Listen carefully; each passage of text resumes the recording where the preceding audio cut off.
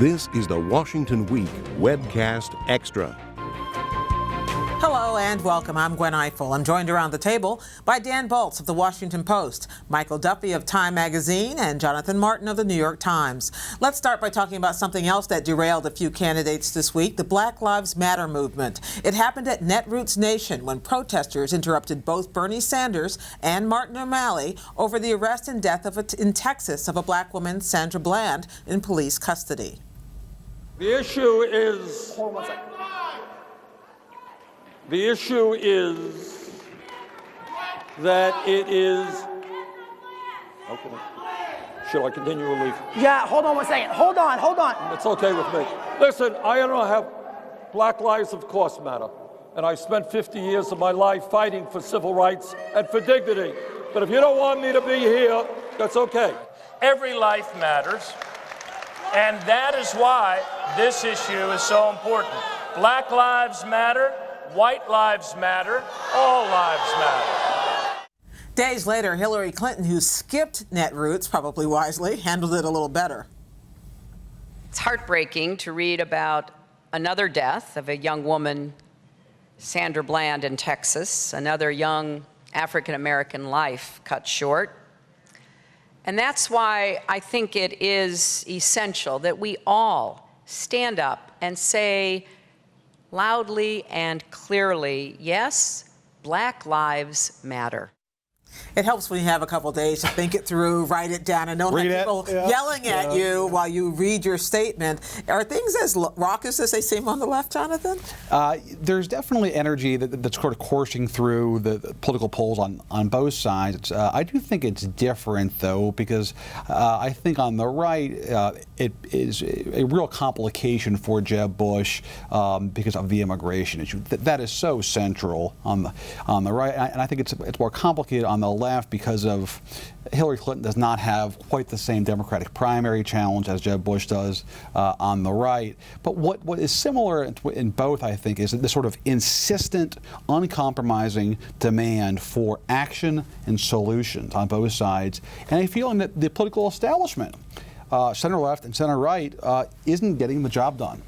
It's really interesting also because you look at what happened in this particular case and you realize that both O'Malley and Sanders thought they had an opportunity to go before a friendly liberal group and make their case. You know, Sanders marched in the March on Washington. You know, he endorsed Jesse Jackson for president.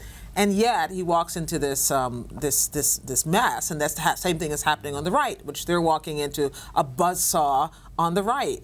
Is this different, or is this just what happens on the far ends of both party and the extremes? Well, I think it's heightened this year, and I think that what happened to both O'Malley and Sanders is that they went to Netroots thinking that they could take their message of economic populism and that they would find a receptive audience, and there's some reason to believe that. And yet there's this other aspect that's bubbling up that we've seen repeated episodes of racial issues in policing in black communities, and I think they were just not attuned to that. They were tone deaf about that part of what's going on within the Democratic Party, but more broadly just within the country. And so when it popped up, they didn't know how to react. And Hillary Clinton obviously had the advantage of the time to be able to say it in precise words. In 2007, so she knew not to go back. But one of the things I'm also curious about is whether disruption is now the new coin of the realm on both sides, just for its own sake, to speak to people who just feel completely alienated from the process. I kind of hope so. I think it makes it more interesting. I think it reminds us of how big these parties are. But I also think that, particularly in the Democratic Party, whatever is going on the Republican side, this is the most important story of the year. And it's a little surprising that the candidates weren't thinking about this in advance. And I think it's probably wrong to think that it's over. I think this will continue to be a drumbeat for the Democratic Party right through. And unless they get their arms around that issue, criminal justice, how cops treat African Americans, issues of justice generally, there will be disruptions for them right through to the end, just as the Republican Party is fractured. And I have to say, it doesn't usually come up in presidential campaigns. No. This issue is not brand new, but usually to the extent you talk about crime or criminal violence or minority communities, you're talking about violence or guns or gun control legislation. It's a reminder that how the party continues to take the African American vote for granted, and that was reflected in the events this week. The promise of President Obama has not just sort of created new energy in the Democratic coalition, it has spawned spawned an enhanced level of expectation as to what can be done in America to bring racial justice to the country.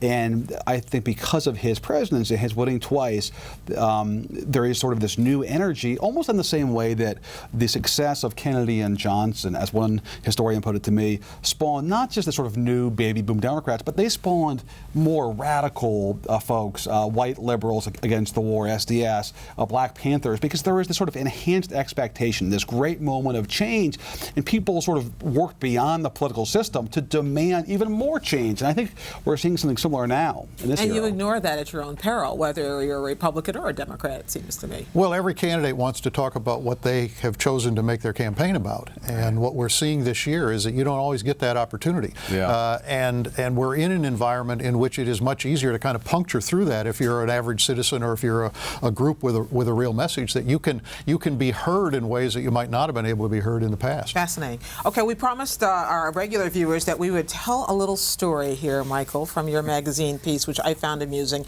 You sat down, of course, with George W. Bush and with Bill Clinton, and you talked about their new relationship. You talked about their relationships with their brothers and his one brother, one wife. Mm-hmm. And Bill Clinton told you a really interesting story about the first of 3 times he asked Hillary to marry him, mm-hmm. and what she said about the prospect of running for office one day. He said the first time he asked her, he said, I'm going to ask you to marry you. I'd like you to marry me, but you shouldn't, which was a strong first, I thought, opening bid.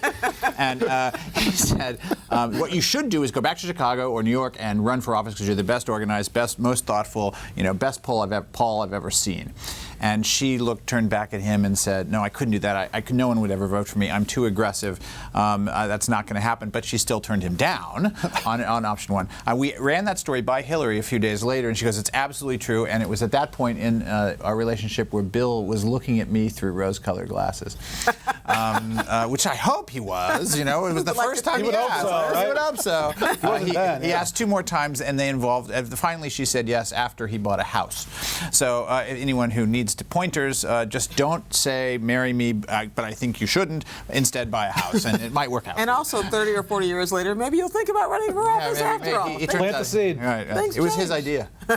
Well, thank you, everybody. Still is, probably. Thank you, and we'll see you the next time on the Washington Week Webcast Extra.